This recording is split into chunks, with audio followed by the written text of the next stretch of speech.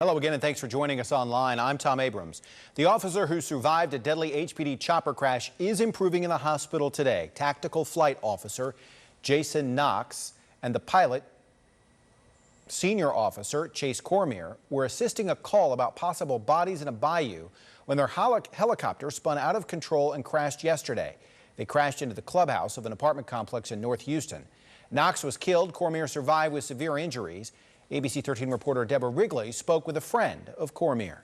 Today, Officer Cormier's best friend, who's a firefighter, went to each fire station involved in the rescue to thank them for their help. Cormier underwent surgery for his injury Saturday, and when he awoke, he told Darren Ott to give the firefighters his gratitude. He wanted me to thank every single fireman that was involved, and so far there was so many there. It's so hard to get to all the stations, but I'm trying to get to every station I can today. That was Deborah Wrigley reporting. Cormier and Ott are also partners in a small business in addition to being first responders and have known each other since they were teenagers. We'll tell you how you can help the families of both of those officers tonight on Eyewitness News at 10. Turning now to the latest developments in the COVID-19 pandemic, there are close to 10,700 confirmed cases in southeast Texas. The death toll rose to at least 261. City leaders joined volunteers for a free mask giveaway at Waltrip High School in Northwest Houston this afternoon. They say that even though Governor Greg Abbott removed the penalty threat from Harris County mask order, face coverings are still recommended. 25 to 30% of the cases are asymptomatic but still infectious.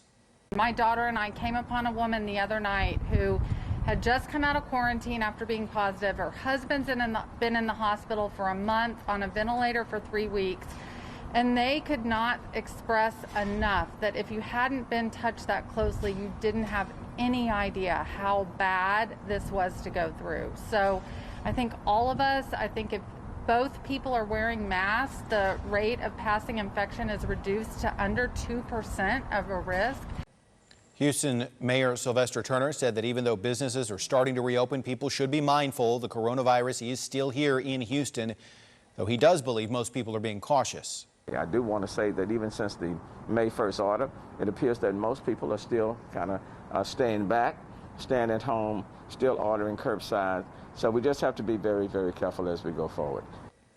Organizers also want to remind you to fill out the census, since it's used to allocate resources for things like fighting the pandemic.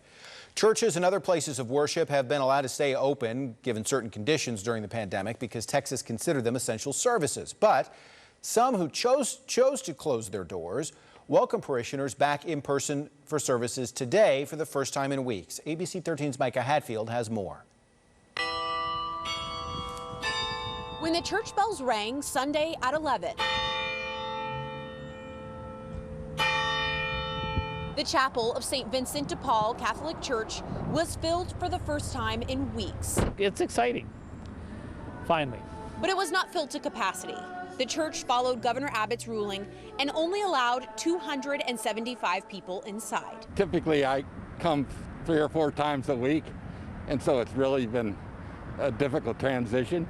They were asked to reserve their spot days in advance. I think it filled up like in 2 hours on Friday afternoon. Not everyone who showed up Sunday morning is a regular at the West U Catholic Church. Rainiel Cruz and Julia Clancy went because the churches they frequent aren't open yet. There is the priest and the sermon, but that's not what the church is. The church is the community, and we still, even though we have the priest there, we're still feeling kind of isolated. The service was a traditional mass, but social distancing was strictly enforced. Parishioners were asked to wear masks and clean the pews when they left. This is our first opportunity here for us Catholics to receive the Holy Eucharist, and we have not been able to do that, and that's the most important thing we can do as Catholics. In West U, Micah Hatfield, ABC13 Eyewitness News. Taking a look at other COVID-19 headlines around the nation, you'll need to cover your face the next time you take an Uber. The ride-sharing company says it will soon require drivers and riders to wear face coverings. It is currently developing technology to detect when drivers are covered before they accept trips. It's also working on a plan to hold riders accountable. The Small Business Administration says it has approved more than 2 million loans worth $175 billion in the second round of the Paycheck Protection Program. The average loan is $79,000, smaller than the $200,000 loans businesses got in the first round.